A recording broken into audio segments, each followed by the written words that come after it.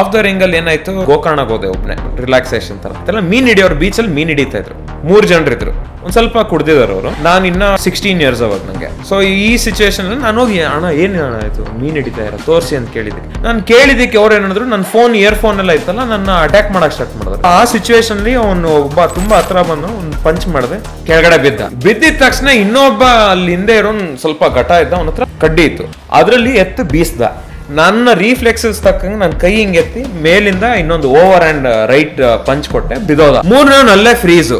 ಏನ್ ಮಾಡೋದು ಗೊತ್ತಿಲ್ಲ ಅವ್ನ್ಗೆ. ಆಮೇಲೆ ಅಲ್ಲಿ ಊರೆಲ್ಲ ಚೇಸ್ ಮಾಡಕ್ ಸ್ಟಾರ್ಟ್ ಮಾಡಿದ್ರು. ನಾನು ಓಡ್ತಾ ಇದೀನಿ ಅಲ್ಲಿ ಇಲ್ಲಿ ಹಣ ಬಿಟ್ಬಿಡಿ ಅಣ್ಣ ಹೊಂಟೋಯ್ತೀನಿ ಮನೆ ಹೋಗ್ಲಿ. ಸೊ ಅವಾಗ ಅಲ್ಲಿ ಮೀನ್ ಹಿಡಿಯೋರೆಲ್ಲ ಜೊತೆಗೆ ಸೇರಿ ಹಿಡ್ದಿ ಇಲ್ಲ ಫೋನ್ ಹೆಂಗೋ ಇಸ್ಕೊಂಡು ನಾನು ಅಲ್ಲಿಂದ ರನ್ನು. ಯಾವ್ದೇ ಹೆಣ್ಣು ಹುಡುಗಿ ಆಗ್ಲಿ ಯಾರಿಗಾದ್ರೂ ಏನೋ ಆಗ್ತದೆ ಅಂದ್ರೆ ತಾಕತ್ತಿರ್ಬೇಕು ಹೋಗಿ ಅಲ್ಲಿ ನಿಲ್ಸಕ್ಕೆ.